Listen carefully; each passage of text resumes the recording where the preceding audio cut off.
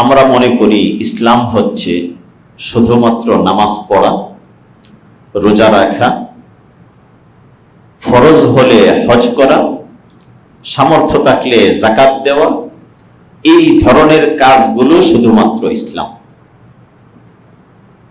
এটা ব্যাপকভাবে আমাদের ধারণা। সুতরাং এর বাহিরে হাজারো অন্যায়, আল্লাহর নাফরমানি, রাসূল সাল্লাল্লাহু আলাইহি ওয়াসাল্লামের সুন্নাহ বিরোধী কাজ, এগুলো আমাদের দ্বারা হবে। কিন্তু যদি 5 ওয়াক্ত নামাজে মসজিদে হাজিরা দিই, জীবনে একবার হজে যাই, তাহলেই মনে হয় আমি অনেক বড় পাক্কা ইমানদার হয়ে গেলাম। আসলে বিষয়টা এরকম না। ইসলামে নামাজের গুরুত্ব যেমন সর্বাধিক, ইমানের পরে নামাজের গুরুত্ব সবচেয়ে বেশি, তারপরে রোজার গুরুত্ব, তারপরে হজের গুরুত্ব, যাকাতের গুরুত্ব, এগুলো যেমন অনেক গুরুত্বপূর্ণ, এর বাহিরেও একজন মানুষ সত্যিকারের মুমিন হিসাবে নিজেকে প্রতিষ্ঠিত করতে চাইলে তার আরো অনেক গুরুত্বপূর্ণ কাজ আছে। ইসলাম হলো এটা ব্যাপক আমলযোগ্য ধর্মের নাম। এজন্য হযরত আবু হুরায়রা আল্লাহর হাবিব সাল্লাল্লাহু আলাইহি ওয়াসাল্লাম থেকে বর্ণনা করেন, আয়াতুল মুনাফিকি সালাস, মুনাফিকের নিদর্শন 3টি। একটা মানুষ সত্যিকারের ইমানদার কিনা, নাকি তার মধ্যে মুনাফিকি আছে, এটা চিহ্নিত করার জন্য আল্লাহর হাবিব 3টি চিহ্ন, 3টি লক্ষণ আমাদের সামনে পেশ করেছে। তার মধ্যে 1 নম্বর হুজুর বলেন, ইদা হাদ্দাসা কাযাবা, যে মুনাফিকের 1 নম্বর লক্ষণ হলো সে যখন কথা বলে মিথ্যা কথা বলে। তাহলে একজন মানুষ 5 ওয়াক্ত নামাজ পড়েন, কপালে সেজদার দাগ পড়ে গেছে, কিন্তু যখন কথা বলেন মিথ্যা বলেন, আল্লাহর হাবিব বলেন যে মুনাফিকের 3 লক্ষণের একটা লক্ষণ তার মধ্যে চলে এসেছে। মিথ্যা বলা এটা মুনাফিকের বৈশিষ্ট্য। রাসূল পাক সাল্লাল্লাহু আলাইহি ওয়াসাল্লাম যে জামানায় ইসলাম এবং তাওহীদের দাওয়াত নিয়ে এসেছিলেন, সেই সময়টাকে ইতিহাসে বলা হয় আইয়ামে জাহিলিয়া, মূর্খতার যুগ। আমরা সেটাকে অনেকে বর্বরতার যুগ বলি, যেটা বর্বরতার যুগ। আর আমরা যে যুগে আছি এটাকে আমরা মনে করি পৃথিবীর সবচেয়ে ভালো যুগ। এটা আমাদের ধারণা। সেই বর্বরতার যুগে, যেই যুগটাকে বলা হতো মূর্খতার যুগ, তাদের পড়াশোনা ছিল না, অক্ষর জ্ঞান ছিল না, সেই যুগেও মানুষ মিথ্যা বলাকে ঘৃণা করত। আইয়ামে জাহিলিয়া আল্লাহর হাবিব যখন আসছেন, বড় বড় কাফের, আবু জাহেলের মতো কাফের, আবু লাহাবের মতো কাফের, তারাও মিথ্যা বলতে অপছন্দ করত। রাসূলুল্লাহ সাল্লাল্লাহু আলাইহি ওয়াসাল্লাম মদিনায় যাওয়ার 6ষ্ঠ বর্ষে মক্কার কাফেরদের সাথে একটি ঐতিহাসিক চুক্তিতে আবদ্ধ হয়েছিলেন। সেই চুক্তিটার নাম ছিল হুদাইবিয়ার সন্ধি। এটা যারা ইতিহাস পড়েন অনেকের কাছে অত্যন্ত পরিচিত। হুদাইবিয়ার সন্ধি 10 বছর মেয়াদী একটি চুক্তি হয়েছিল। সেই চুক্তির একটা মৌলিক বিষয় ছিল, এই আগামী 10 বছর আমরা একে অপরের বিরুদ্ধে যুদ্ধ করব না, অস্ত্র ধারণ করব না, লড়াই করব না। এটা ছিল 10 বছর মেয়াদী চুক্তির একটা অতি গুরুত্বপূর্ণ ধারা। আল্লাহর হাবিব আলাইহিস সালাম চিন্তা করলেন, 10 বছর মুশরিকদের সাথে যুদ্ধ থেকে আমরা মুক্তি পেয়ে গেলাম। তাহলে এই সময়টাতে ইসলামের ব্যাপক প্রচার করা দরকার। আল্লাহর হাবিব সাধ্য অনুযায়ী পৃথিবীর বিভিন্ন শাসকদের কাছে, মদিনা থেকে বাহরাইন, আম্মান, তারপরে সেই আফ্রিকার বিভিন্ন অঞ্চল, রোম সম্রাট, পারস্য সম্রাট, তাদের কাছে ইসলামের চিঠি পাঠাইলেন। চিঠি বলতে ইসলামের দাওয়াত পৌঁছাইলেন। সেই চিঠিগুলোর ভাষা এখনো ইতিহাসে সংরক্ষিত আছে, হাদিসের কিতাবগুলোতে আছে। আল্লাহর হাবিব একটা কথা বলছেন যে আদউকা বিদিআয়াতিল ইসলাম, আমি তোমাদেরকে ইসলামের দিকে ডাকছি। আসলিম তাসলাম, ইসলাম গ্রহণ করো, শান্তিতে থাকবা। আল্লাহর নবীর চিঠি রোম সম্রাটের দরবারে পৌঁছে গেল। রোম সম্রাট বললেন যে একজন ব্যক্তি আরবের, নিজেকে নবী পরিচয় দেয়, আমার কাছে চিঠি পাঠিয়েছে, তার ব্যাপারে আমার একটু জানা দরকার।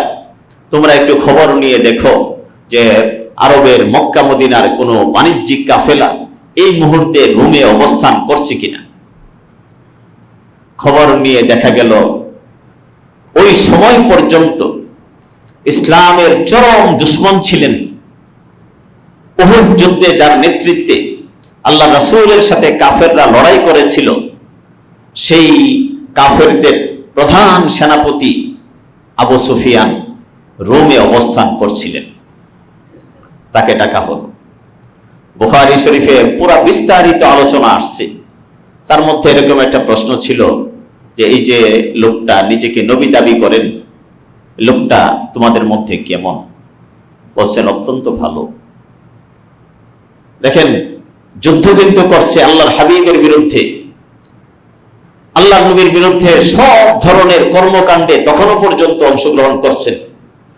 জিজ্ঞেস করলেন লোকটা কেমন? বলছেন আমাদের মধ্যে আফজালুন নাস, শ্রেষ্ঠ মানুষ। তার বাবা, তার দাদা বলছেন আমাদের শ্রেষ্ঠ বংশের। জীবনে মিথ্যা বলেছে, কোনোদিন মিথ্যা বলে নাই। ওয়াদা খেলাফ করেছে, কোনোদিন করে নাই। কারো আমানত নষ্ট করেছে, বলছেন কোনোদিন করে নাই। আমরা তো তাকে আল আমিন বলি, আমানতদার। আস-সাদিক, সত্যবাদী, কোনোদিন মিথ্যা বলে নাই, কোনোদিন কারো আমানতের খেয়ানত করে নাই, কারো সাথে বিশ্বাসঘাতকতা করে নাই। এভাবে অনেক কথা চলছে। কথার এক পর্যায়ে বলল, সে কি কোনোদিন কোনো চুক্তি ভঙ্গ করেছে?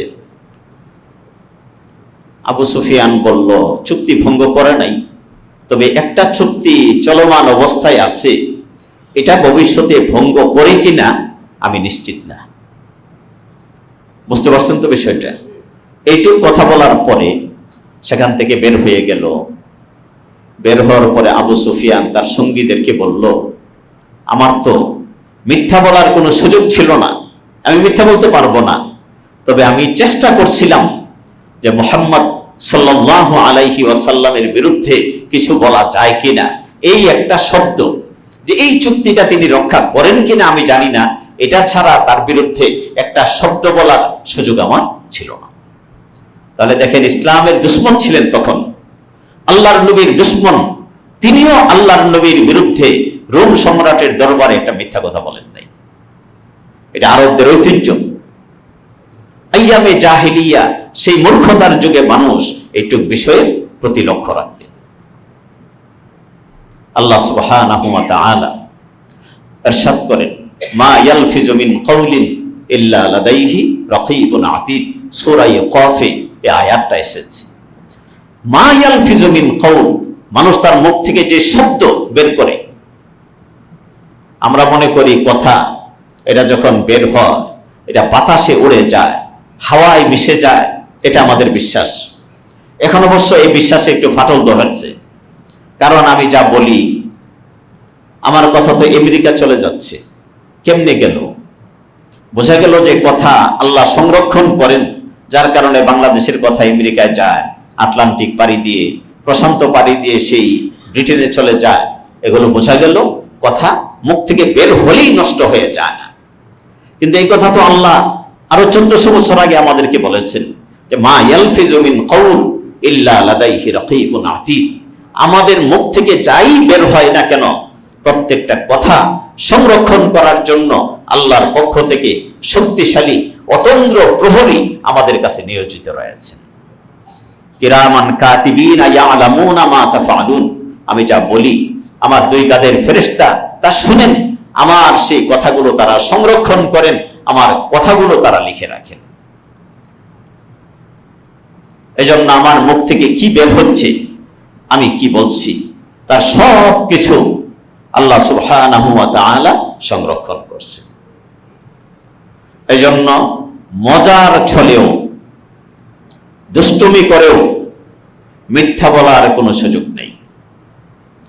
মিথ্যা, এক হাদিসে আসছে মানুষ যখন মিথ্যা কথা বলে তার মুখ থেকে দুর্গন্ধ বের হয়, এই দুর্গন্ধের কারণে ফেরেশতারা তার কাছ থেকে দূরে সরে যায়, রহমতের ফেরেশতারা তার কাছে থাকে না। এত দুর্গন্ধময় জিনিস আল্লাহর কাছে মিথ্যা, এমন দুর্গন্ধময় জিনিস ফেরেশতাদের কাছে মিথ্যা, তবে এটা আমরা অনুভব করি না। মজার ছলেও মিথ্যা বলা যাবে না, তবে মজা করা যায়। তবে সেই মজাটা হবে, এটা যদি বিনোদনমূলক বিষয় হয় সেখানেও সত্য থাকতে হবে। রাসূল সাল্লাল্লাহু আলাইহি ওয়াসাল্লাম নিজের মেয়ের জামাতা আলী কাররামাল্লাহু ওয়াজহা, ওনার সাথে একবার মজা করতেছিলেন। খেজুর খাচ্ছেন দুইজন, কয়েকজনে বসছেন।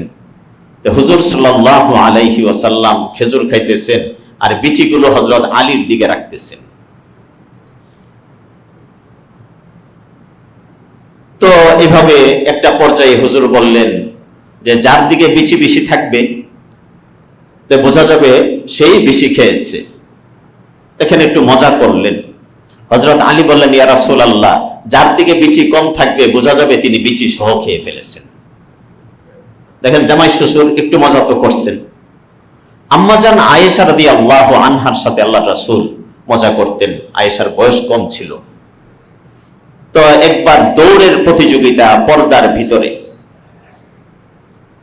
দুইজন বললেন চলো আমরা দৌড়ের একটা প্রতিযোগিতা করি, এটা রেস হবে। তো হযরত আয়েশা হালকা গড়নের, বয়স কম, হুজুরের বয়স তো বেশি, দৌড় দিচ্ছেন। আয়েশা জায়গায় পৌঁছে গেছেন, দৌড়ে ফার্স্ট হয়ে গেছেন। কয়েক বছর যাওয়ার পরে হযরত আয়েশা ভারী হয়ে গেছেন।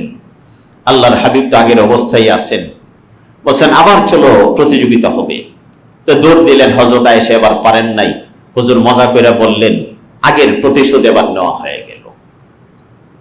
এরকম ঘটনা সাহাবাদের জীবনে, আল্লাহর হাবিবের জীবনে অনেক আছে। এক মহিলা আসছেন, এসে বললেন, কোন প্রয়োজনে আসছেন। হুজুর বললেন, লা তাদখুলুল জান্নাতা আজুজ, তুমি আসছো ভালো কথা, তবে মনে রাখো এই বৃদ্ধ যারা বুড়া আর বুড়িরা, তারা কিন্তু জান্নাতে যাবে না। দেখেন জান্নাতের জন্য তারা এত কষ্ট, এত কিছু করলেন, সব ত্যাগ করলেন, আর আল্লাহর নবী শোনায়া দিলেন, বুড়ি তোমার কিন্তু জান্নাতে যাওয়ার রাস্তা বন্ধ। সে তো কান্না শুরু করে দিচ্ছে। হুজুর সাল্লাল্লাহু আলাইহি ওয়াসাল্লাম তখন তাকে বললেন, তুমি হতাশ হয়েও না, ইন্না আনশানাহুন্না ইনশাআ ফাজআলনাহুন্না আবকারা, আমি তোমাদেরকে নতুন করে সৃষ্টি করব, তোমাদের প্রত্যেককে যুবতী বানাইয়া তারপরে আমি আল্লাহ তোমাদেরকে জান্নাতে নিব। তাই আল্লাহ রাসূল বুঝাইলেন যে বৃদ্ধ অবস্থায় তুমি জান্নাতে যেতে পারবে না। মজাই করছেন, কিন্তু বাস্তবতা বিচ্যুত না। হাদিসে আসছে, এক লোক আল্লাহর হাবিব সাল্লাল্লাহু আলাইহি সাল্লামের কাছে আসলেন, এসে বললেন, ইয়া রাসূলুল্লাহ, আমার উটটা মারা গেছে, আমাকে একটা উট দেন, আমি যেন গন্তব্যে পৌঁছতে পারি। হুজুর বললেন, ঠিক আছে, আমি তোমাকে একটা উটের বাচ্চা দিব। তো বললেন, ইয়া রাসূলুল্লাহ, উটের বাচ্চা দিয়ে আমি কি করব? বাচ্চা দিয়ে তো এক জায়গা থেকে আরেক জায়গায় যাওয়া যাবে না, মালামাল নেওয়া যাবে না। বলেন যে, ইয়া রাসূলুল্লাহ, আমি বাচ্চা দিয়ে কি করব? হুজুর বললেন, হাল তালিদুল ইবিলা ইল্লা নূখ, প্রত্যেকটা উটকে কোনো না কোনো মা তো অবশ্যই জন্ম দিয়েছে, সে কোনো না কোনো উটের মা, সে বাচ্চা। বাচ্চার অর্থ তো এই না যে একবারে ছোট হতে হবে। আমি বাচ্চা না, আমার মার তো আমি বাচ্চা। আপনারা যারা চুল পেকে বৃদ্ধ হয়েছেন, আপনারাও তো আপনার মার বাচ্চা। এই ধরনের ঘটনা আল্লাহর হাবিবের জীবনে হয়েছে, আল্লাহর নবী শিখাইছেন। কিন্তু কোন ছল ছাতুরি, মিথ্যার আশ্রয় নেওয়াকে ইসলাম পছন্দ করে না। একটা ঘটনা, এটা আমি কোনো কিতাবেও পাই নাই, এমনি লোক মুখে শোনা ঘটনা, এটা কোনো ওয়াজের অংশ না, এমনি বলতেছি যে একজন তার উস্তাদের কাছে হাদিস শুনতে গেছেন। এটাও আমি আমার উস্তাদের কাছেই শুনছি, আমার কাছে কোনো কিতাবি রেফারেন্স নেই। তা উস্তাদের কাছে হাদিস শিখতে যাবেন একজন মুহাদ্দিস, তো গেছেন, যাওয়ার পরে দেখেন যে তিনি এরকম হাত মুট করে তার গাধাকে তার দিকে ডাকতেছেন, ভাবটা এরকম যে আমার হাতে কিছু খাবার আছে, তুমি আসো। আমরা ছোট বাচ্চাদেরকে এই ধরনের ধোঁকা দিই। তিনি লক্ষ্য করলেন যে গাধাটা যখন তার কাছে আসছে, তিনি গাধাটাকে এখন আটকাইলেন, কিন্তু তার হাতে কোনো খাবার নাই। তিনি চলে আসলেন। তিনি বললেন, যেই লোক একটা বোবা প্রাণীকে ধোঁকা দিতে পারে, তার সাথে মিথ্যাচরণ করতে পারে, আমি তার কাছ থেকে হাদিস গ্রহণ করতে পারি না। শিক্ষণীয়, আমরা আমাদের বাচ্চাদেরকে মিথ্যা শিখাই, এরকম মিথ্যা আচরণ করি, ছল ছাতুরি করি। এগুলো করতে করতে এই বাচ্চারা জন্মের পর থেকে সে মিথ্যায় অভ্যস্ত হয়ে যায়। এই জন্য এই মিথ্যা বড় খারাপ জিনিস। আল্লাহর হাবিব সাল্লাল্লাহু আলাইহি ওয়াসাল্লাম বললেন যে না, তোমরা কি করো, মিথ্যাকে পরিহার করো। অসংখ্য মিথ্যা আমাদের সমাজে প্রচলিত আছে।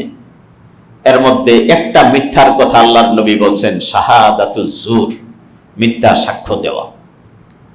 বুখারী এবং মুসলিমে এই হাদিস বর্ণিত হয়েছে। আল্লাহর হাবিব বলেন, আলা উনাব্বিউকুম বিআকবারিল কাবাইর, আমি কি তোমাদেরকে সবচেয়ে বড় কবিরা গুনার কথা বলবো না, যেগুলো কবিরার মধ্যেও বড়? সাহাবারা তো অবশ্যই শুনতে চেয়েছেন। হুজুর বললেন, এক নম্বর আল ইশরাকু বিল্লাহ, আল্লাহর সাথে শিরিক করা। দুই নম্বর উকুকুল ওয়ালিদাইন, নিজের মা বাবার নাফরমানি করা। তিন নম্বর, হুজুর হেলান দিয়ে বসা ছিলেন, হেলান থেকে সোজা হয়ে বসলেন, অর্থাৎ এখন অনেক গুরুত্বপূর্ণ একটা কথা হবে। এবার আল্লাহর নবী বললেন, ওয়া শাহাদাতুজ জুর, ওয়া শাহাদাতুজ জুর, বলতেই ছিলেন মিথ্যা সাক্ষ্য দেওয়া, মিথ্যা সাক্ষ্য দেওয়া, মিথ্যা সাক্ষ্য দেওয়া। সাহাবায়ে কেরাম বলতেছিলেন, আহা, আল্লাহর নবীর কষ্ট হচ্ছে, আল্লাহর নবী যদি একটু চুপ থাকতেন তাহলে আমাদের তো বিষয়টা বুঝে এসেছে। মিথ্যা সাক্ষ্য, এটাও মিথ্যা কথা। আদালতে গিয়ে মিথ্যা কথা বলা, কোন পত্রিকার সাক্ষাৎকারে মিথ্যা কথা বলা, কোন মিডিয়ার সামনে মিথ্যা কথা বলা, যেটা মহামারী আকারে ছড়ায়া পড়ছে। সবচেয়ে ভয়ঙ্কর মিথ্যা যেটা এই সমাজে মানুষের চরিত্র হরণের ক্ষেত্রে ব্যবহৃত হচ্ছে, সেটা হলো ফটো কার্ডের মিথ্যা কথা। কারণ এখন তো প্রায় কম বেশি সমস্ত মানুষ সোশ্যাল মিডিয়া ব্যবহার করেন।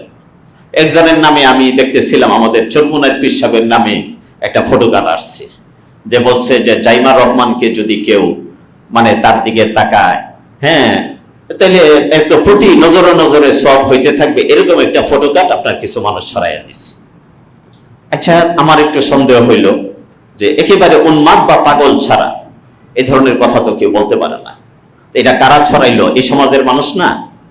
আপনি কালকে দেখছেন ঢাকা ইউনিভার্সিটিতে মারামারি হয়েছে, এই সমস্ত ঘটনা কি কেন্দ্র কইরা মহামারী আকারে এগুলো ছড়াইয়া পড়ছে। একটা আমি মনে করি যে আমি মজার ছলে একটা ফটো কার্ড বানাইয়া দিলাম, কারো ব্যাপারে একটা কথা ছড়াইয়া দিলাম, আমার এই একটা কথার কারণে একটা মানুষের মান, সম্মান, ইজ্জত, সামাজিক অবস্থান সবকিছু ধ্বংস হয়ে যায়। আদালতে মনে আছে আমরা এগুলো সমস্ত মাজলুম, যারা অতীতে মাজলুম হয়েছেন, এখন হবেন, ভবিষ্যতে হবেন, কোন ধর্ম বর্ণ এগুলো সেখানে বিবেচ্য না।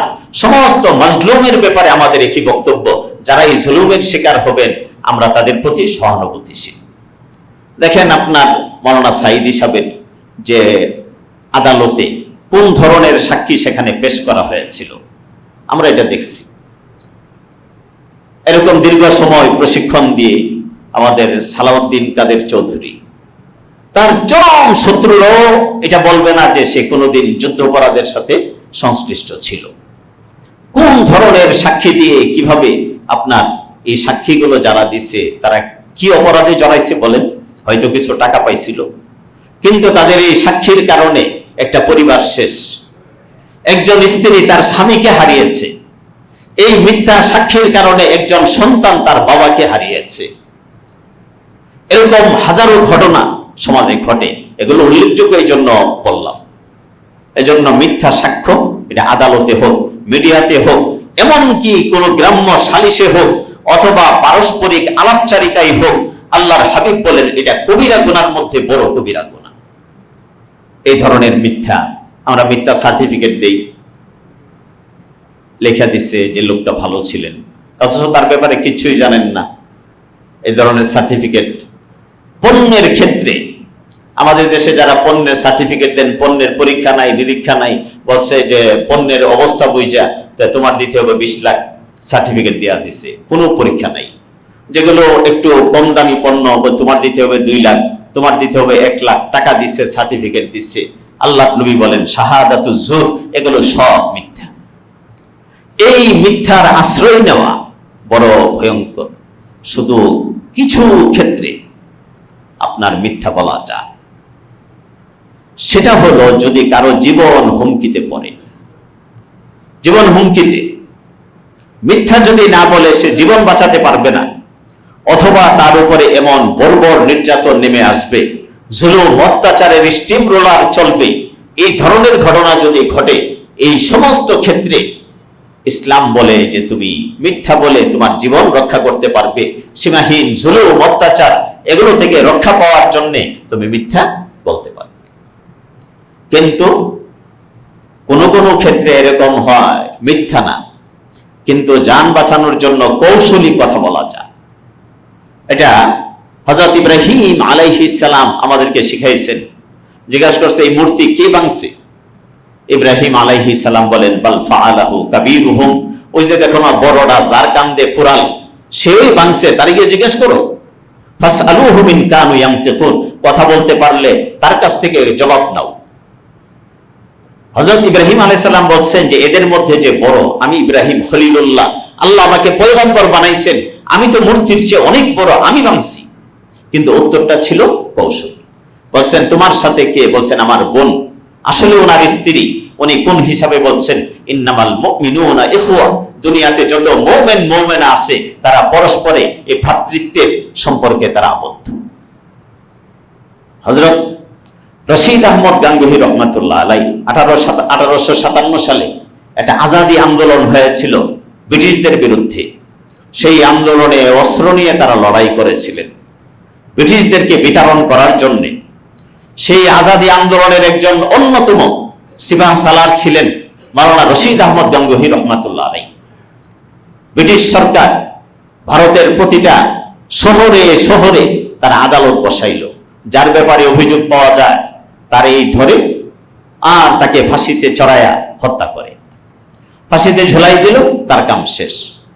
রশিদ আহমদ গাঙ্গুহি রহমাতুল্লাহ আলাইহির ব্যাপারে তাদের কাছে অভিযোগ আসলো যে তার কাছে বন্দুক আছে, তিনি সে ব্রিটিশ বিরোধী আন্দোলনে অংশগ্রহণ করেছেন, ওনাকেও ডাকা হলো।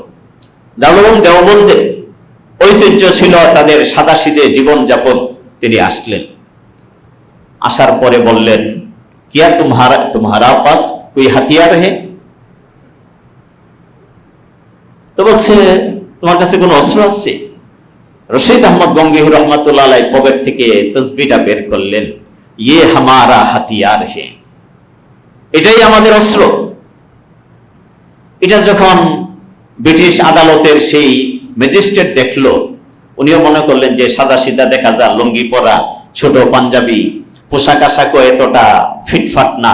তাদের ধারণা তো এরকম লড়াইয়ে যারা সামনে থেকে নেতৃত্ব দিবে তারা তো অনেক বেশি ফিটফাট হবে, বড় নেতা হবে, সামনে পিছনে লোকজন ছোটাছুটি করবে। কিন্তু এমন তো কিছু বোঝা যায় না। তো বুঝছেন যে সুফি মানুষ এই তসবিহ তাহলিল নিয়ে পয়রা থাকে, ওনারে ছেড়ে দিচ্ছে। হযরত আবু বকর সিদ্দিক রাদিয়াল্লাহু আনহু হিজরতের সময় আল্লাহর নবীকে নিয়ে মদিনার দিকে যাচ্ছেন, সাথে একজন পথ প্রদর্শক ছিলেন আমির বিন ফুহাইরা। তারা যখন যাইতেছেন আল্লাহর নবীকে ধরার জন্য কাফেররা চারদিকে লোকজন পাঠিয়ে দিছে, কিন্তু আল্লাহ রাসূলকে অনেকে চেহারাই চিনত না। হযরত আবু বকরকে অনেকে চিনত, উনি তো ব্যবসা বাণিজ্য করতেন, মানুষের সাথে ওঠা বসাটা বেশি ছিল ওই সময় পর্যন্ত। আল্লাহর নবীর চর্চা বেশি ছিল, চেহারাই অনেকে আল্লাহর নবীকে চিনত না ওই সময় পর্যন্ত। তখন জিজ্ঞেস করল আবু বকর, মান হাযার রাজুল, এই লোকটা কে? আরবের যে দুর্গম পথ, সেই পথ পাড়ি দেওয়ার জন্য আগে পথ প্রদর্শক লাগতো, রাস্তা দেখানোর যারা এগুলোতে এক্সপার্ট, এই ধরনের লোকের প্রয়োজন। হযরত আবু বকর সিদ্দিক জবাব দিলেন, হাযার রাজুলু ইয়াহদিনিস সাবিল, তিনি আমাকে রাস্তা দেখান। তো মনে করছে ও পথ দেখানোর জন্য ভাড়া করে লোক আনছেন, ছেড়ে দিচ্ছেন। হুজুর এবং আবু বকর সামনে চলতেছেন। হযরত আবু বকর বুঝাইলেন যে এই লোকটা আমাকে জান্নাতের রাস্তা দেখান, এই লোকটা আমাকে সিরাতে মুস্তাকিমের রাস্তা দেখান, এই লোকটা আমাকে কল্যাণের পথ দেখান, এই লোকটা আমাকে হকের রাস্তা দেখান। এটা ছিল হযরত আবু বকরের উদ্দেশ্য। আর ওই লোক মনে করলো যে উনি মনে হয় ভাড়াটিয়া রাস্তা দেখাইতেছে। দেখেন, কৌশলে এই ধরনের জুলুম অত্যাচার থেকে বাঁচার জন্য সত্য বলবেন, কিন্তু উত্তরটা হবে একটু কৌশলী। এই জন্য হুজুর বলেন, মুনাফিকের 1 নম্বর লক্ষণ ইজা হাদ্দাসা কাযাবা, কথা বলবে, মিথ্যা বলবে। দুনিয়ার কোন স্বার্থের জন্য স্বাভাবিক পরিস্থিতিতে কোনোভাবেই মিথ্যার আশ্রয় নেওয়া, এটা মুমিনের বৈশিষ্ট্য হতে পারে না, এটা মুমিনের শান হতে পারে না। এটা হলো 1 নম্বর। 2 নম্বর হুজুর বলেন, ওয়াইদা ওয়াদা আখলাফ, ওয়াদা করলে ওয়াদা ভঙ্গ করে। মহামারী আকারে ছড়ায়া পড়ছে ওয়াদা খেলাফি। ওয়াদা ভঙ্গ করলে কি হয় আমি ইনশাআল্লাহ আগামী জুমায় আপনাদেরকে বলবো। 3 নম্বর হুজুর বলেন, ওয়াইদা তুমিনা খান, তাদের কাছে যদি আমানত রাখা হয় তারা আমানতের খেয়ানত করে, আমানত রক্ষা করে না। তারপরে হুজুর বলেন এগুলো মুনাফিকের লক্ষণ। হুজুর বলেন, ওয়াইং সাল্লা ওয়া সামা ওয়া জাআমা আন্নাহু মুসলিম, যদিও সে নামাজ পড়ে তারপরেও সে মুনাফিক, যদিও সে রোজা রাখে তারপরেও সে মুনাফিক। ওয়া জাআমা আন্নাহু মুসলিম, সে দাবি করে আমি মুসলিম, তারপরেও সে মুনাফিক। এত ভয়ঙ্কর ভাবে আল্লাহর হাবিব আলাইহিস সালাম এই বিষয়গুলো আমাদের সামনে পেশ করলেন যে 1 নম্বর কথা বললে মিথ্যা কথা বলা, 2 নম্বর হলো ওয়াদা করলে ভঙ্গ করা, 3 নম্বর হলো আমানত রাখলে খেয়ানত করা। দেখেন, এই বিষয়গুলোকে আমরা মনে করি নামাজ যেমন গুরুত্বপূর্ণ, এগুলো মনে হয় এমন গুরুত্বপূর্ণ না। রোজাকে যতটা গুরুত্বপূর্ণ মনে করি, এগুলোকে ততটা গুরুত্বপূর্ণ মনে করি না। হজকে যতটা গুরুত্বপূর্ণ মনে করি, এগুলোকে সেটা করি না। এটা যদি না করি তাহলে আমার নামাজ, আমার রোজা, আমার হজ, এগুলো কিন্তু এই সমস্ত বদ আমলির কাছে হেরে যাবে। এজন্য এই জঘন্য যে স্বভাবগুলো, এগুলো কোনো কারণে মিথ্যার আশ্রয় নেওয়া যাবে না। নিজের ব্যক্তিগত স্বার্থের জন্য নেওয়া যাবে না, রাজনৈতিক কারণেও নেওয়া যাবে না। কোনো কারণে কোনো মিথ্যার আশ্রয় নেওয়া, এটা কোনো মুমিনের শান হতে পারে না, মুমিনের বৈশিষ্ট্য হতে পারে না। আল্লাহ তাআলা আমাদেরকে এই কথাগুলো বোঝার, আমল করার তৌফিক দান করুন। আমিন। ওয়া আখিরু দাওয়ানা আলহামদুলিল্লাহি রাব্বিল আলামিন।